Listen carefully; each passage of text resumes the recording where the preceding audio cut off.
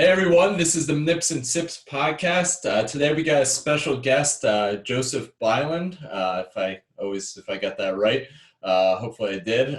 Today we're going to be talking about some education, the state of it in both PT schools and postgraduate. But before I get too much into this, how's everyone doing? Everything's going great. Joe's kind enough to join our podcast, be our special guest. Just a little background. I met Joe via fellowship and actually my fellowship training. He was my mentor for a little over half of my hours last year in 2019. We have like-minded viewpoints on the profession. And I thought it would be good and fun to have him on the show. He's a beer and whiskey drinker. And with you, Jeremy, he likes the Foot Fairies. I believe the Tottenham Spurs is his team of choice. Well, it's Tottenham Hotspur if you want to get nitpicky. Yeah, come on, dude. Please. If you're going to insult us, clearly, do it right. I'm not a soccer guy. Foot Fairies, all right. So Coming from a Cowboys fan. exactly. Yeah. Oh. Listen, our quarterback got hurt, so I'm just going to ride that one for the episode. All right, guys. Doesn't affect their defense, dude. Yeah, Hey, Joe, if you want to kind of give us an introduction about yourself, where you did a little schooling, what you're up to now, and then we'll get rolling. Your drink, of course, as well. Oh, well, most importantly, we'll go with the drink first. Tonight I'm enjoying myself a Bulleit Manhattan. And if you're a Manhattan drinker and you don't want your bank account drained, cover your ears. I'm going with the Caprano Antigua formula for the vermouth. It is a high price point, but well worth it. So after 2.5 hours of cleaning up snow, I'm worrying myself this evening. There you Very go. nice. What about you, Brandon?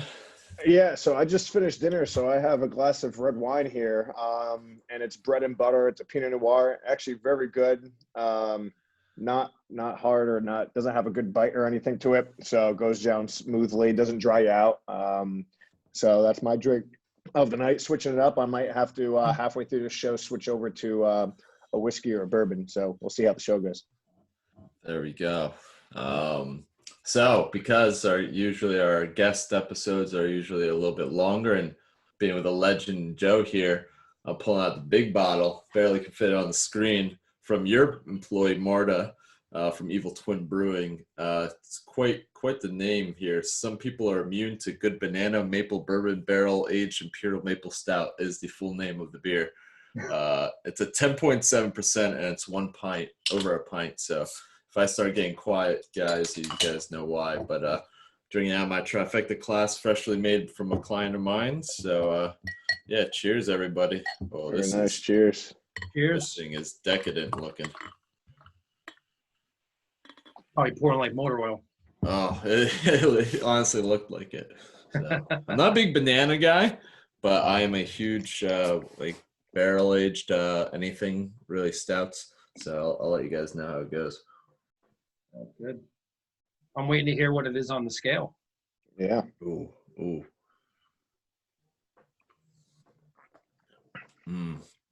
You can taste the bourbon in this bad boy. So I appreciate this.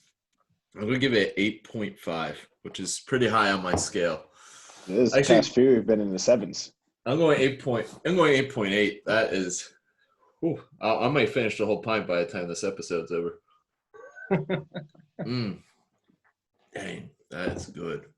All right, back to Joe.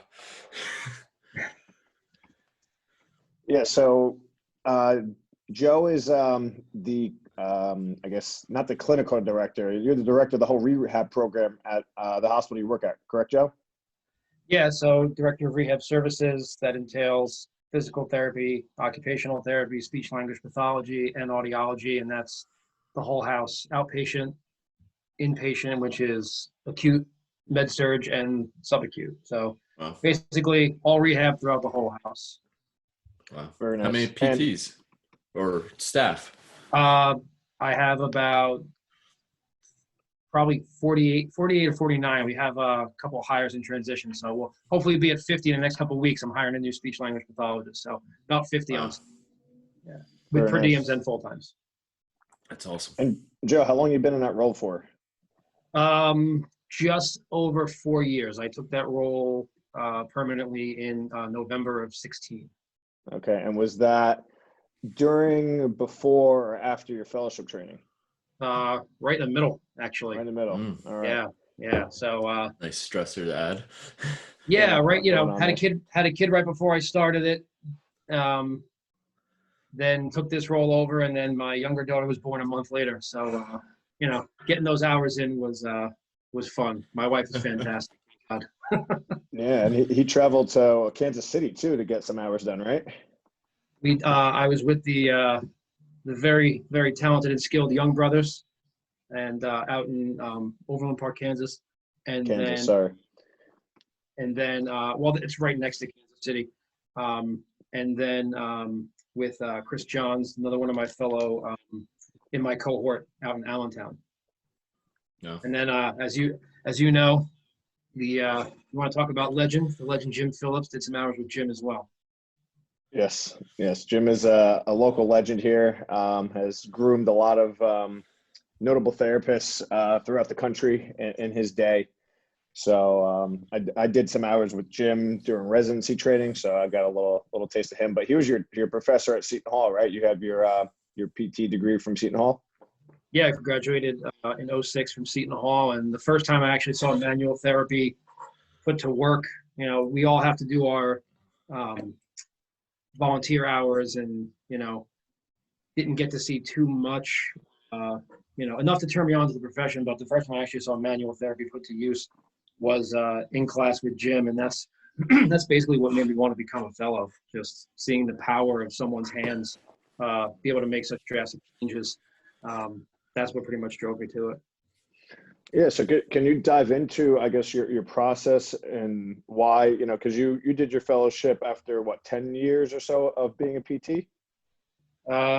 Just about, yeah. Probably 9 or 10 years getting into it.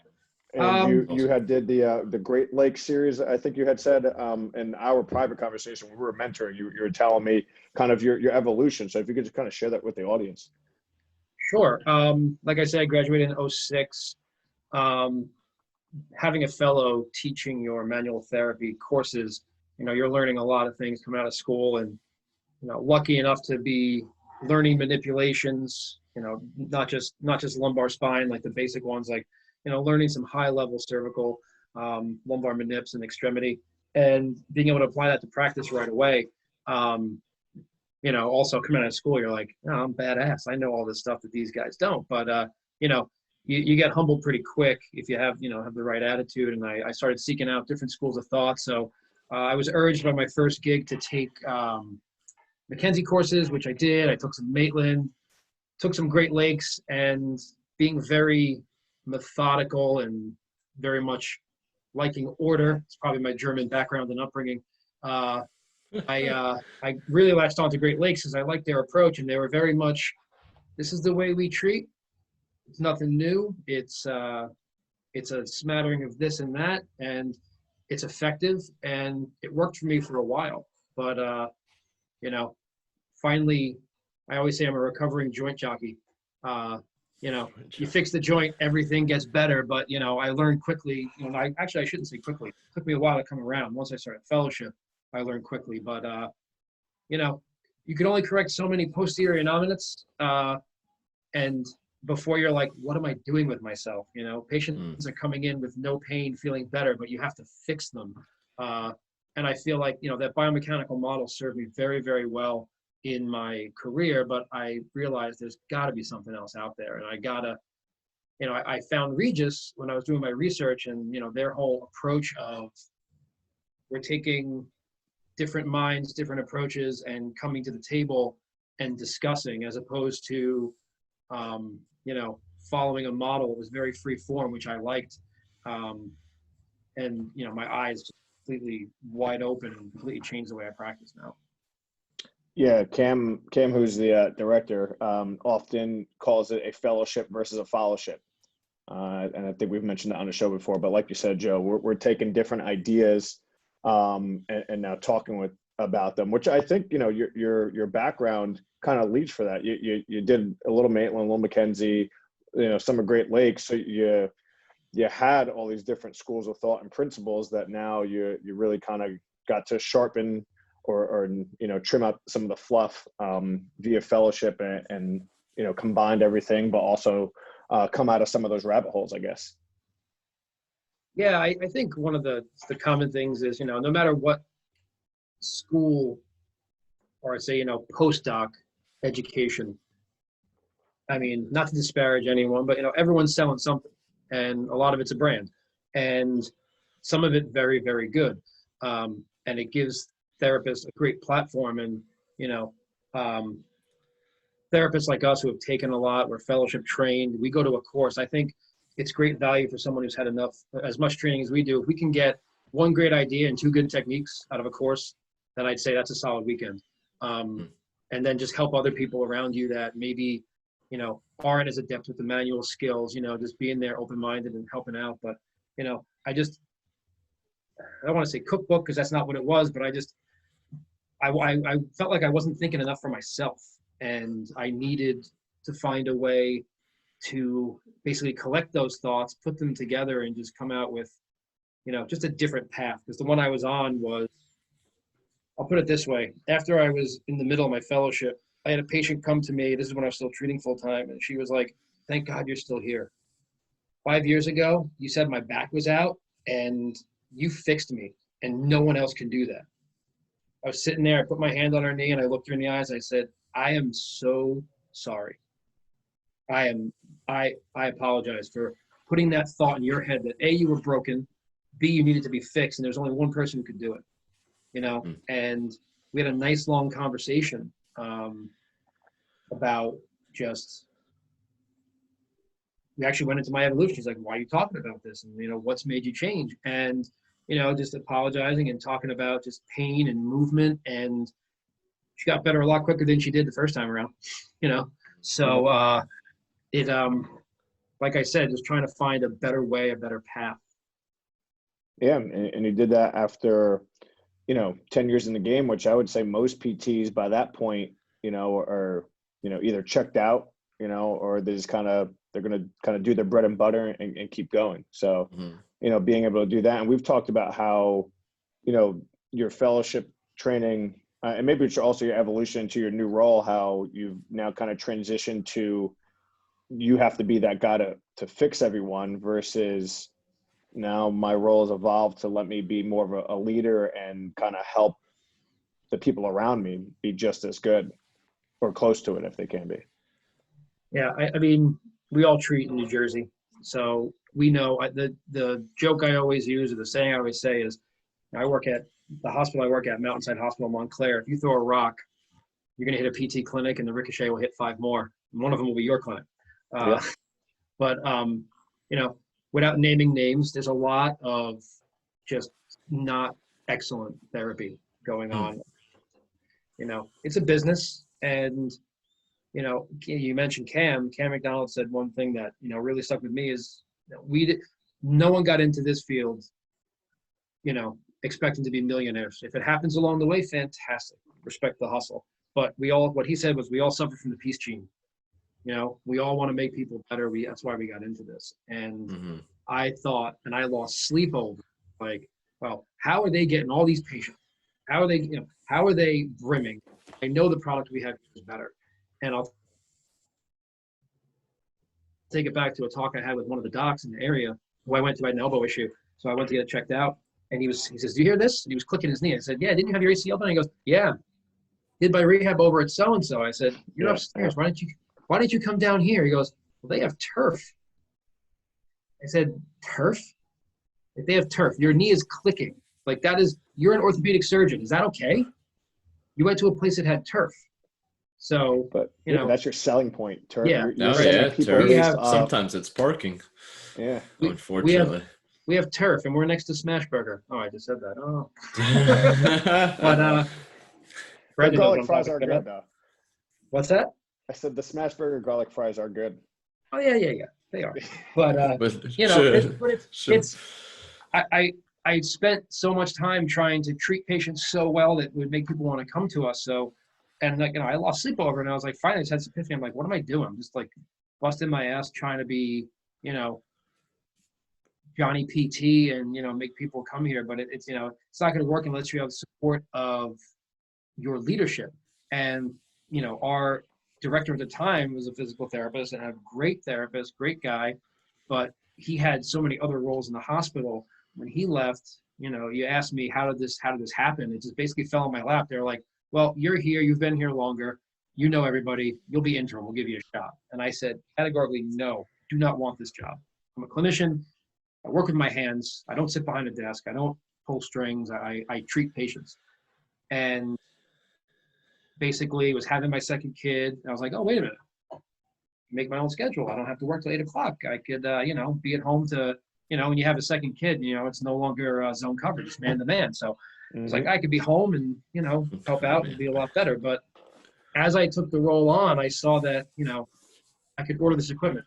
I could spend some time mentoring. I could spend time approving these Con Ed courses. I could develop breakout sessions and competencies and raise the skill level of an entire team to create the best game in town. So being the advocate for the therapists, giving them the tools they need to succeed, has created a better product, as opposed to, you know, spinning my wheels trying to make everybody better. I think that's what burnt me out, was just like, when you're trying to do something so well, you stick with the model that you think works, and then finally when it doesn't, you're like, what's going on, guys?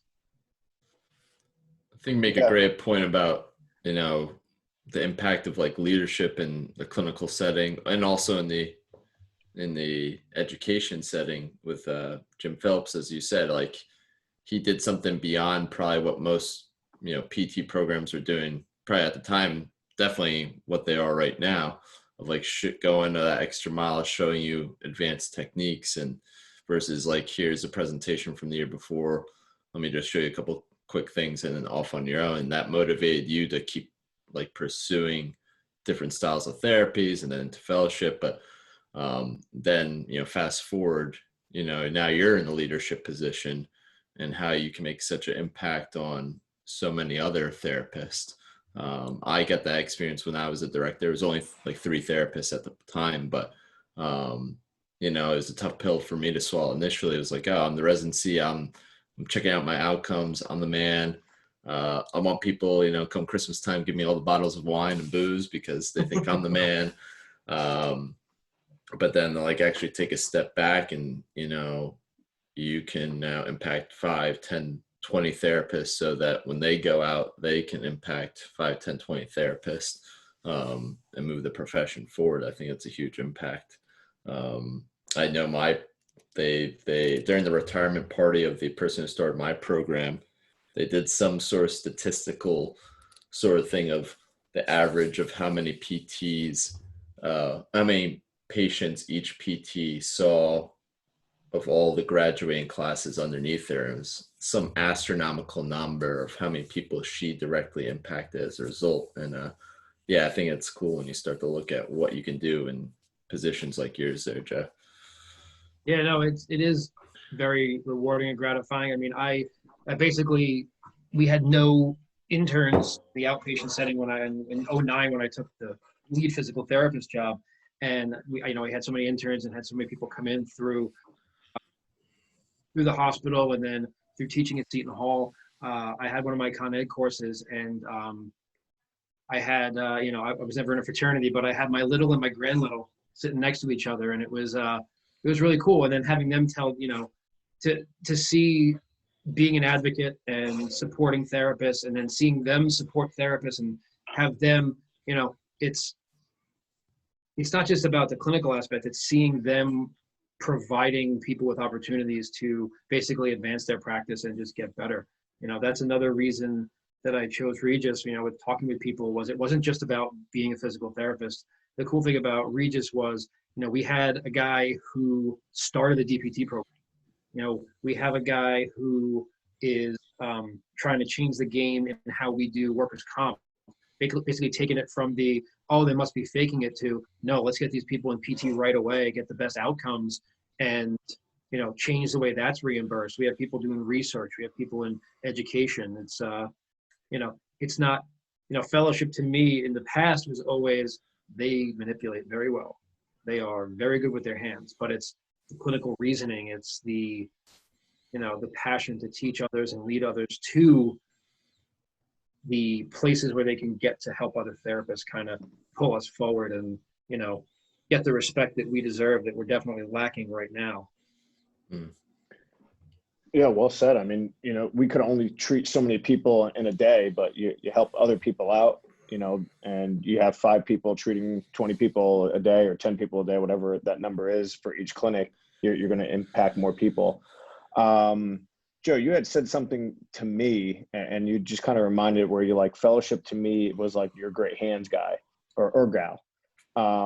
But your philosophy of that changed in your program where you're like, all right, maybe you don't have the best hands, but you were doing other things very well. You mind just sharing that? Do you remember that conversation we had? Or yeah, I think don't want so. to say too much because I don't know what you want me to say and what not to say. So no, you can correct me if I'm wrong. No, I think in my cohort alone, I don't think I'm saying anything out of school. We had people who had phenomenal hands. We had people who did and are doing some amazing research right now. And, they may not be as adept at manipulating as the person next to them in the classroom, but they're it's about pushing the profession forward. Mm-hmm. It's not about who can get, the best, OA manip and the best mid-cervical downglide, with the best cavitation. That doesn't really matter. It's, are we making patients better? And then if you're doing research, are we providing people with the evidence to basically support what we do? I mean, we had, obviously wasn't this year. I didn't go to the virtual AOMPT, but when the evidence about treating the lumbar spine and the cervical spine for extremity, so we've been doing that for years. We know this. What big deal? But no, now we have an article that talks about it and shows it. You can show this to, I don't know how many times I've forwarded articles to docs having to support what I do. And then they're like, oh, okay, cool. Like, all right, yeah, go ahead. I sent you in for a shoulder. Why are you treating their neck? It's like, well, and then you have to explain it to them. Now I could just be like, here you go, read this. No, I mean, I think it's not just about great hands. It's about what are you doing to push the profession forward? And, the people that are doing the research, if they could also manipulate incredibly well, fantastic. One of the biggest holes in my game when I went into fellowship was exercise program development. Because like I said, I was a joint jockey. I thought if I fixed it and you started moving around, if I manipulated it, mobilized it, you started moving around, everything's going to be great. It's going to fix itself, and just latching on to those people who just really have such a great, like working with Brandon in the clinic, I was mentoring him when he was mentoring me right back a lot of times. Just watching someone look through someone's movement, that wasn't something I don't want to say I didn't care about it, but I was just like, no, you got to get on the table. That's where I shine, when you're on the table. But now I spend so much less time on the table and so much more time with movement. And it was those opportunities and being with different people offering different things, just making my practice so much better. Yeah, I mean, we have it formalized in residencies and fellowships where you have to work under or alongside with somebody. I mean, that's where the magic happens. Those side conversations, the back and forth of, hey, what do you see here? This is what I see. Why do you think that? Well, this is why I think. You're just going back and forth and sharing stories is where all the good stuff really happens. So, for those of you out there who aren't in residencies or fellowships, reach out to somebody and see if you could, hop in for an hour or two. Most therapists are gonna say yeah, but with that, Joe, that kind of transitions us to, your leadership role. You're now TAing, or do you have like a more of a class in Seton Hall with the MSK department? I know you have your own continuing education company as well that you're teaching. You have obviously administrative role at your office or at the hospital where you get to sign off on continuing education. So you're really trying to hopefully lead and guide, both future therapists, current therapists, and even seasoned therapists to a better path in the profession. And I think that's what the crux of our talk is going to be today. Like, what do you see in the education model and what needs to change? Because I know both you and I, or all three of us really, we could teach continuing education, and we're trying to put that spin on it, that quality spin, where we're having that, I guess, well-rounded approach, and not a biased view. So if you can share your thoughts and your evolution with that.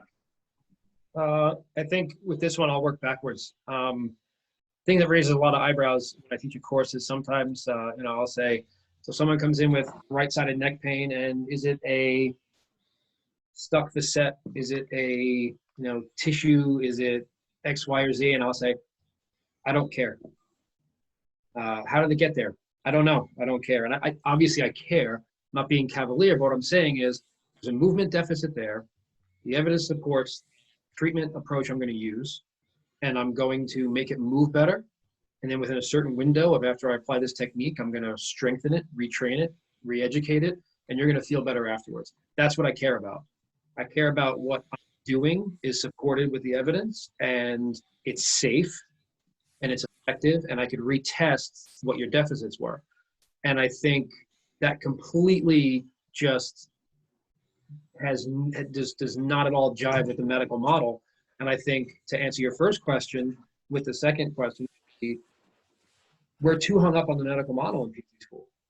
We spend so much time trying to find what the damage is, or find what the thing that's not working properly is. And, we're not spending enough time on movement. Like, just, okay, there's a movement deficit, but we have to find the exact tissue that's, in trouble or hung up. And, how else could you have a boards exam if you approached it from such a, from an outside view, such a nebulous way?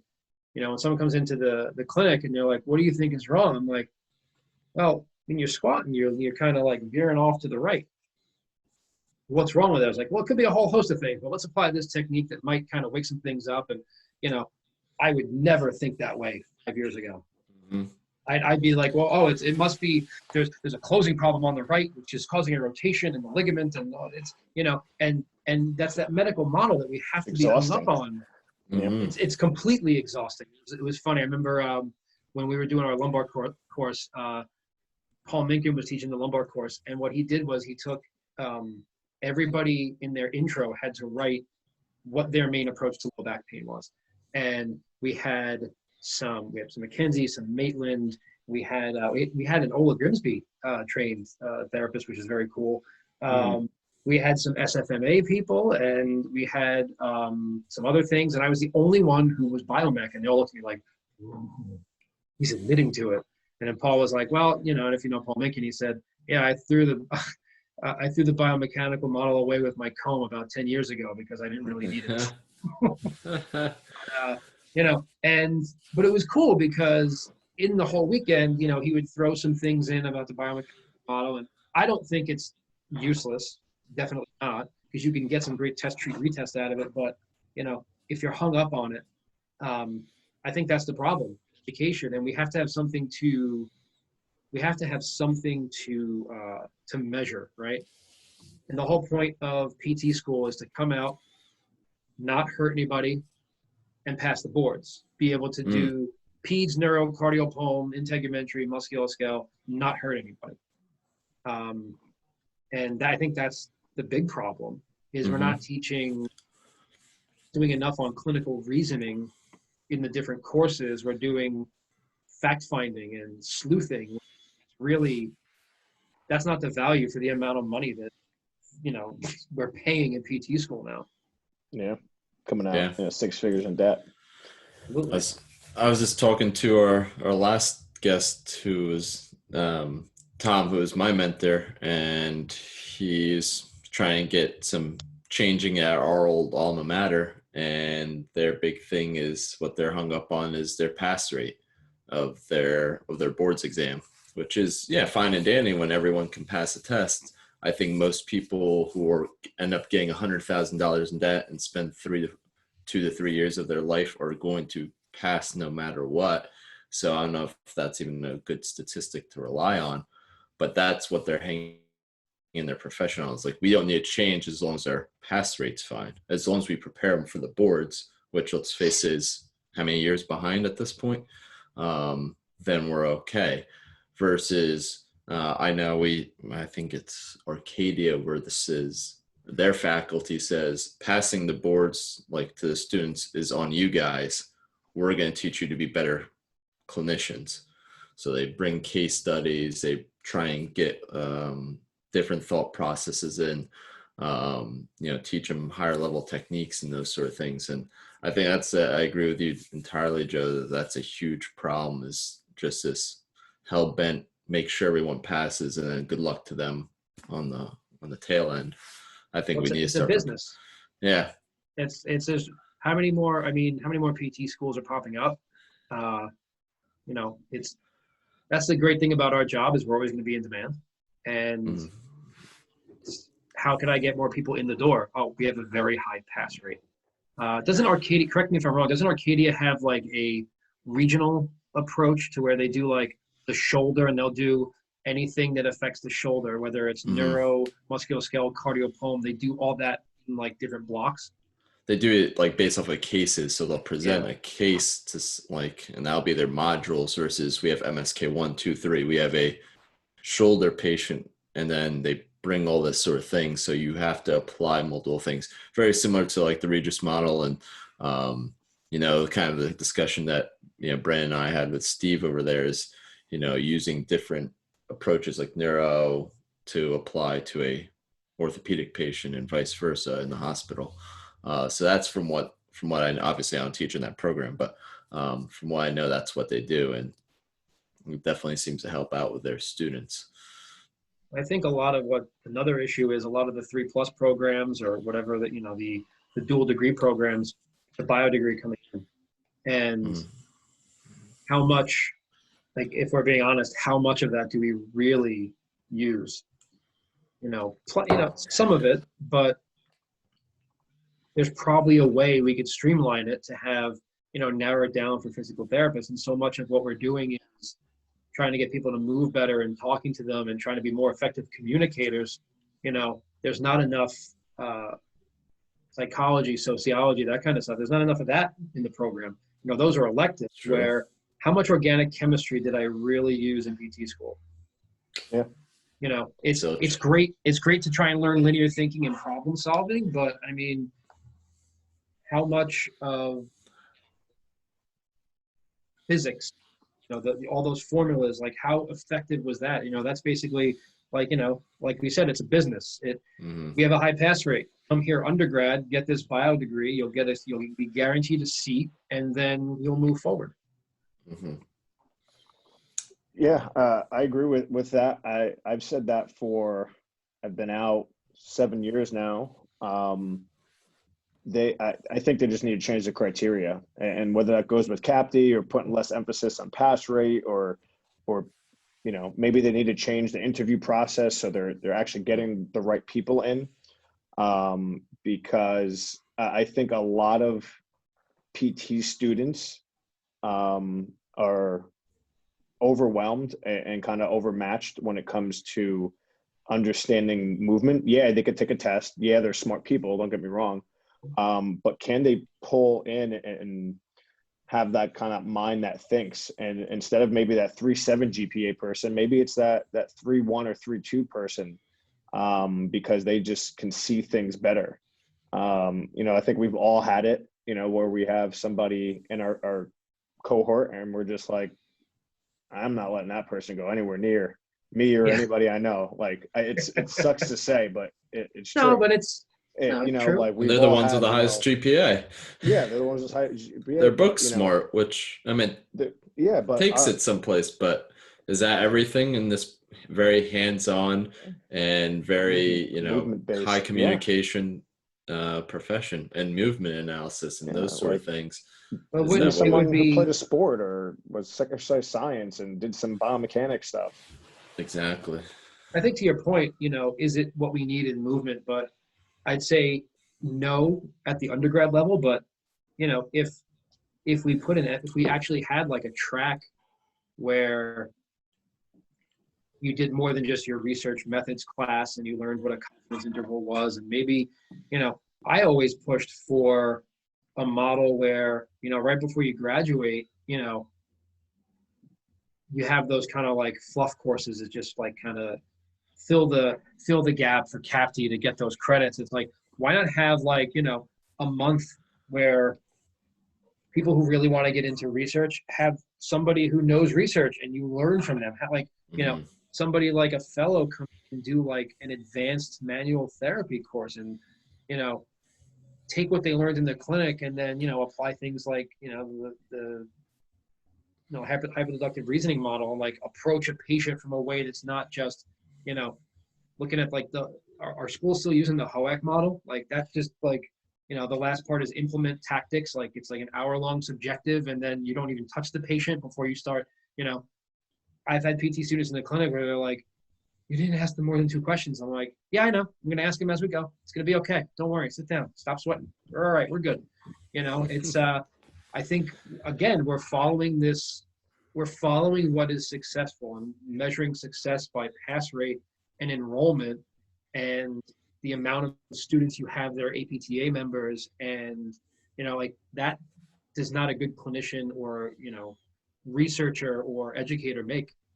I went to a school that has a 98% pass rate. Congratulations.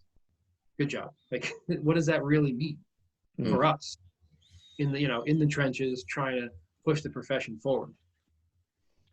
I think a better, go ahead, Brandon. No, go, Jer. I think a better statistic would be to kind of track your graduates and see how many of them are, seems like a great director there, Joe, but, a lot of it's just like, you've been around long enough. Congrats, you're a director. But you're at least a director that, motivates and, fosters growth in your place. But how many of those individuals get into director positions? How many of those are your graduates are in research? How many of them have owned their own practice and those sort of things? I think that would be, maybe some stats that maybe, our programs should start to track versus purely, well, you passed. Well, keep it even simpler. How many are at the level above or any level above staff therapist? There you go.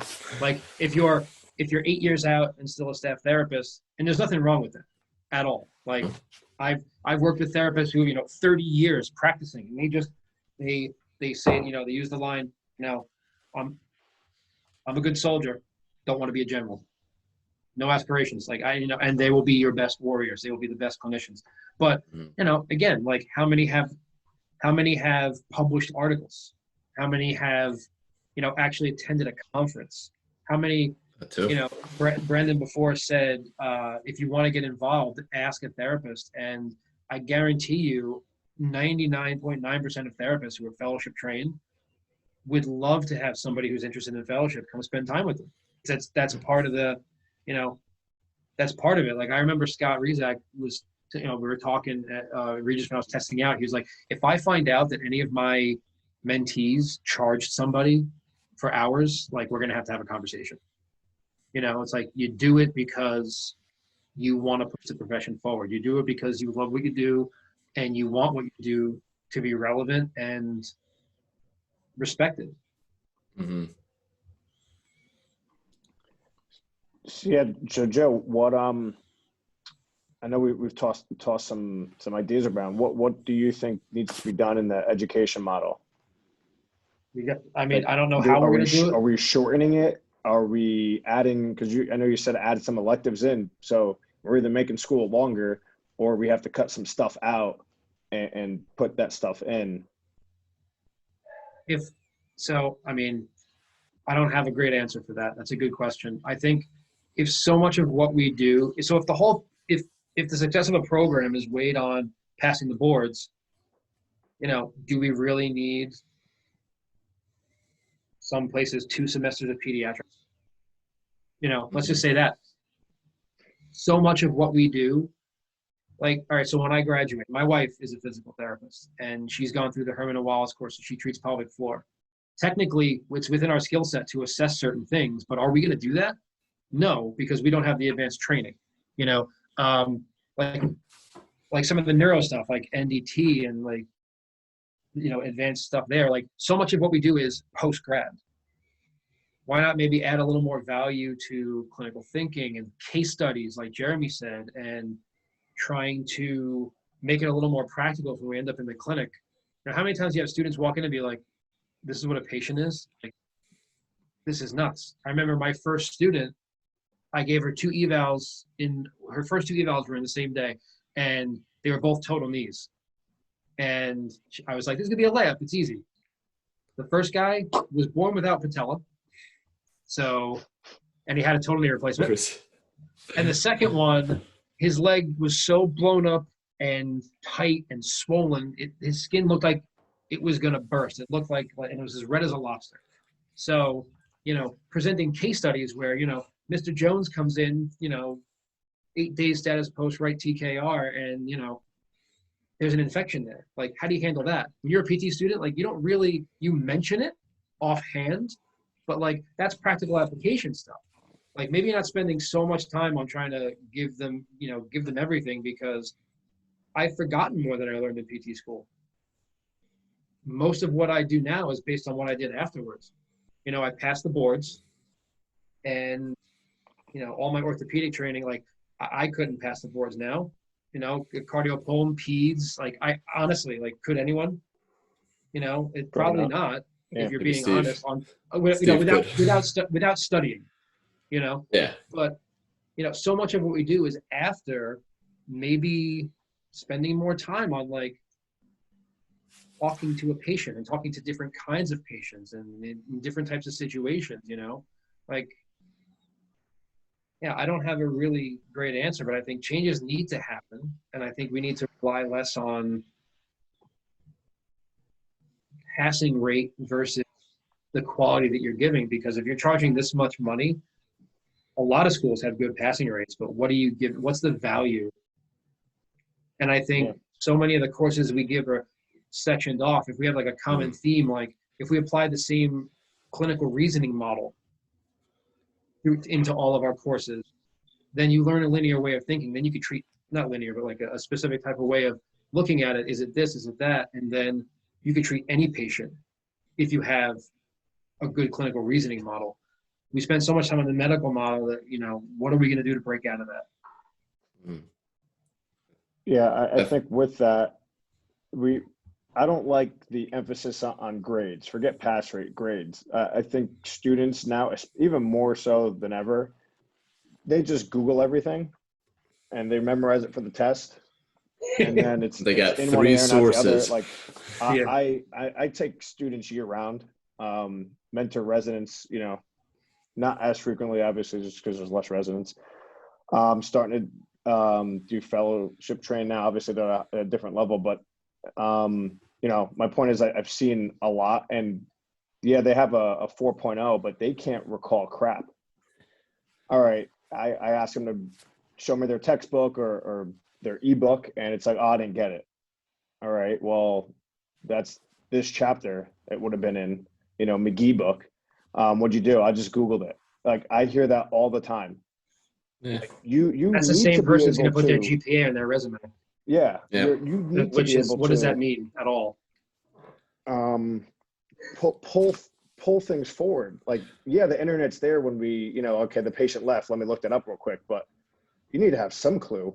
You need to have some clue how to connect your anatomy class to your musculoskeletal class. I mean, you can't do that. There's a problem. And I really think it's just they take the test, they learn the information for the test. I shouldn't say learn, they memorize it for the test.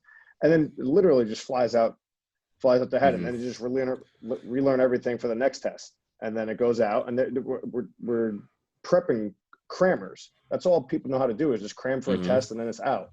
But there's no actual processing information, synthesizing information, and then being able to put it out there.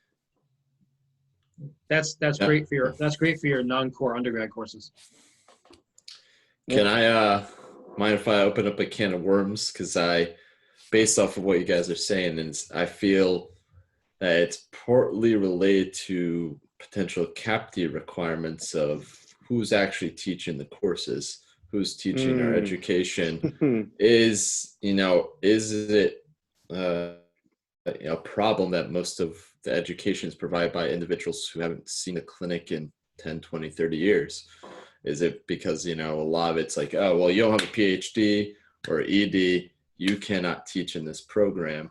Do we need more clinicians teaching the actual PTs so they can connect the dots of like, oh yeah, your anatomy that you crammed for, well, that's super important in your musculoskeletal, and vice or in neuro and all these sort of things, and help connect the dots because if they actually see what's out in the real world versus, 10, 20 years, you get removed from a lot of things. Again, as Joe said, I couldn't tell you a lot about, cardio or pediatrics because my 7 years removed from it. So I can't imagine, 20 years.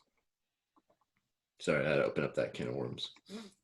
Is it really a can of worms? I think it's obvious. It's a great point, and I think that's why I think all programs, if you have the facilities and the ability, faculty should be treating patients.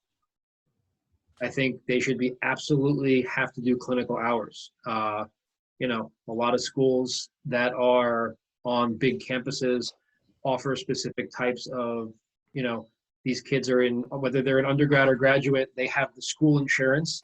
And, if you have low back pain, why can't you go see one of the PT faculty that works from 2 to 4 every Tuesday? At least for a couple hours, they're getting their hands dirty and they're seeing real life cases. That's the most important thing, is to be able to relate what happens from the book to the clinic and to the patient, to real world situations. So, I don't think it's a can of worms as much as it is it's a glaring hole in what we're doing at the education level. Yeah, well said. A couple of the questions, Joe, to kind of, as we near the end of our podcast, our show today. 2 questions. One, I'm more curious than the other just because of when you did everything. I think, you set up the show with that. So I'll just start with that one, actually. What advice do you have for those seasoned clinicians who have kind of, quote unquote, given up or maybe burnt out? They have a kid or 2 or 3, a wife, they're working, and they just say, I'm too busy. I would go back and do this, or I've always wanted to, but I can't. People don't understand. But meanwhile, here we have yourself over here. You jumped into a new position. You had the birth of your second child, and you were in the middle of a fellowship program. What advice do you have? It's easy for me to say I did everything when I was, single. And by single, I mean not married or with kids. So what would your advice be to that group of people out there? Because I think there are a lot of them and they don't know where to go. There's definitely stuff out there for you. It doesn't have to be as deep a commitment as a fellowship or a residency or, whether it's a certification or not. It's just, if you feel like you're in a rut or things are just, you're kind of burnt out, do something that challenges you. Fellowship challenged me. I was, coming out of school, went to work at a very good clinic and, thought I was the man, like I was working with these therapists who weren't really using their hands as much. And, that kind of steamrolled into getting a lead therapist position where there's not that many therapists. And then eventually you kind of be like, there's so much more out there. I named my continuing education company Advancing Practice Physical Therapy. I think the 3 of us, we use advanced practice, but I think the 3 of us will completely agree that we are not done by any means learning. It's a lifelong process. We're lifelong learners. We want to be challenged. And if you're burnt, challenge yourself. Start with a weekend course on something that you aren't really comfortable with. I'm a fellow, but there was a very long period of time where I did not manipulate cervical spine because I just didn't feel comfortable doing it. And I didn't think it was safe. But then I was like, well, I see other people doing it. It must be safe. So I started diving into the research and I was like, you know what? It is safe. How am I going to do it? So I started taking some classes. Do something that makes you uncomfortable. And you're going to find that when you take these courses, there are other people that are very uncomfortable. There are other people who are super comfortable. And the 2 of you will meet and you'll have a great weekend because, if you're going into it with the right mindset, you're going to meet people with similar mindsets and you're going to learn a lot and you're going to make some contacts and you're going to find ways to not be burnt. And if that's a fellowship, awesome. I think anyone who really wants to push their practice forward should look into fellowship programs. There was a guy who took my last course that I taught. I thought he was like a seasoned vet just by his age and his ability. He was a year and a half out. It was his third career. And he was leaving my course, and the following weekend was going out to, I think it was Gibbons and Tehan, maybe. And it was like, wow, like this guy is just like getting into it. And like, you know, you don't have to be that gung ho, but like just, I think, do something that makes you a little uncomfortable. And that's okay. That's how you grow. Like you don't get better by doing the same stuff you've been doing, which is exactly what I did for years. I just did the same crap over and over again. A lot of people got better, and that's how I measured it. But that was not the measure, you know, it's not the measure I should have been looking at. Yeah, I think that's what we've talked about this many times. That's what leads to burnout. Just kind of the boring monotony. You're not challenging yourself. We're meant to be challenged. 100%. Yeah. I think you got doing something uncomfortable. I mean, you see on all these motivational posts and everything like that is, you know, you're gonna have to step out of your comfort zone to grow. I think it's a big point. And in talking about my getting mentored by Brandon, I'll on the days I'm out of the office and I go in and start to describe what I do with Brandon and that sort of stuff. I was like, yeah, there's some parts where we talk about, you know, I bring some things in, and then there's the other half where he's questioning and challenging me the whole time. And there's times where I'm like, oh fuck, I fucked up. And people are like, wow, that's got to be pretty uncomfortable, or, you know, that doesn't seem like fun. I'm like, no, that is the best thing. I mean, I enjoyed that thoroughly. Finally getting challenged and getting pushed. The amount of growth you can have in just a couple hours of being forced to think outside of what you were thinking is huge for any growth. So I think I got more in a couple hours than, you know, reading, you know, 10 articles. I think something I use. I'm sorry, go ahead. No, go, Joe. I'm an adjunct at Seton Hall in the musculoskeletal courses, and you know, at the beginning of the first class of every year, you know, they ask you to introduce yourself, and the one thing I beg of the students, I say, you really need to not be afraid to be wrong. You have to just say, if something comes, trust your gut, and if it's wrong, big deal. You're gonna learn why it might not be the best answer in that moment, but you know, what's the point in just always doing something that you know is either right or going to work? You know, you have to not be afraid to be wrong. And I say that to the students in the class. I say that to them in the clinic. You just can't be, you know, those, like you said, Jeremy, those sessions are probably more valuable where you answered every question correctly, or, you know, you guys agreed on everything and that all the techniques were spot on. You're probably learning more in those where, you know, you fucked up. You're probably getting a lot more out of it in those sessions. Yeah. No doubt. And, you know, when I'm mentoring, and I was really lucky having John as my mentor, and I'm not saying that because he's on the show, and Lee, who was my other mentor, and I try and do this now when I'm mentoring. I know what I'm thinking. I want to hear your side of it too. Maybe I'm missing something.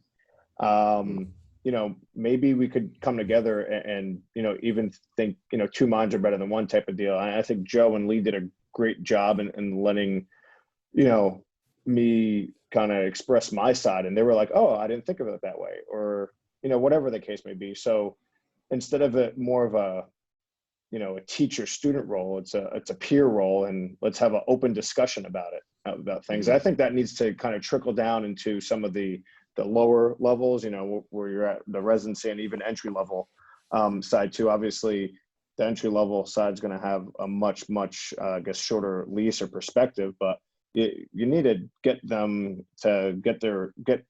talking so they can get their wheels turning to develop that thought process. Because if you're just lecturing and they're just, you know, listening, one half the stuff's probably just not even registering. But two, it's not causing it to sink in. We've all had those CIs. The second you walk in the clinic, they're talking at you. And what's the first thing you do? You look at your watch and you're like, yep, shift's over at 6. Can't wait to get out of here. It's like there's no value in that whatsoever. So, Yeah. Awesome. Last question, Joe. What would your advice be for students? You're TAing now. You're a director where you see, you know, interns coming through, newer grads, even seasoned clinicians. What would your advice to students and newer grads be? I think new grads, I understand because I was there, looking for those jobs that give you the big dollar in the benefits package. The salary is very important, obviously, because we all came out, most of us, you know, weren't lucky enough to come out of PT school without some sort of debt. But if you take a job where you're going to get the ability, I think here's one thing that's lacking in PT school. Chiropractic school blows us out of the water. The business aspect, they don't talk about it. They don't talk about benefits packages. You know, you got to look at how much continuing ed money you're going to get, how much mentoring are you going to receive. You know, yeah, you might make X amount of money, but you're treating 4 to 5 patients an hour. You're being urged to take your laptop from work home and document at home unpaid, and you're going to suffer burnout. My advice to new grads would be take the leap of maybe not chasing the dollar right away, being able to advance your skills, get better at clinical reasoning, make patients better.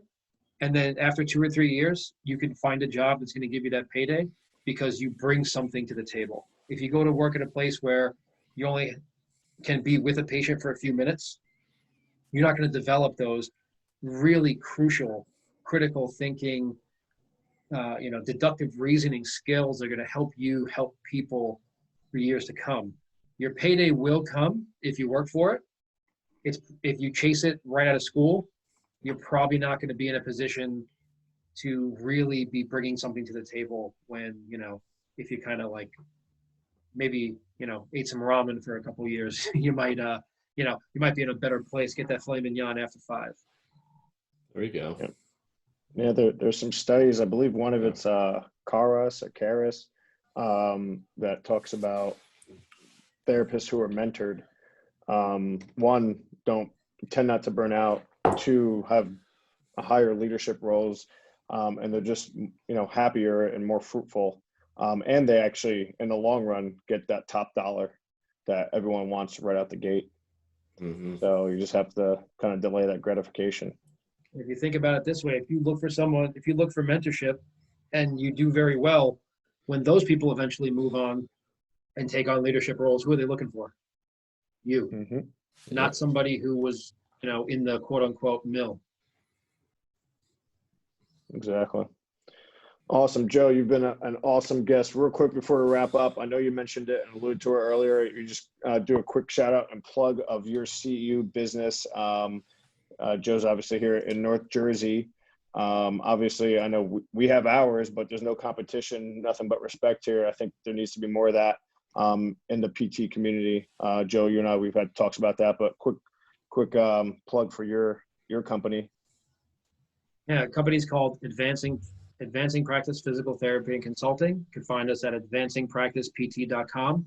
And to Brandon's point, yeah, I mean, we do kind of similar things, but there needs to be more people putting out there the quality, not necessarily a way, just a good way to do things and a good way to think and just sharing.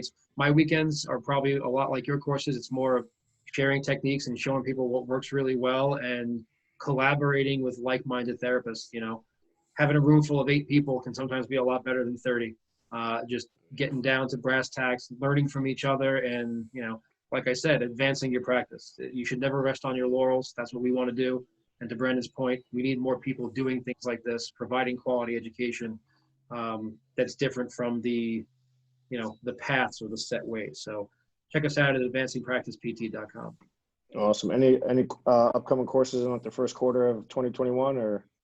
I got a couple courses ready to go. Just, you know, given the current state of the world, I don't really have anything locked in yet, but, you know, more to come on that. Gotcha. All right. Well, best of luck. I have to make my way over one of your courses. Definitely. So let me know when you're having one.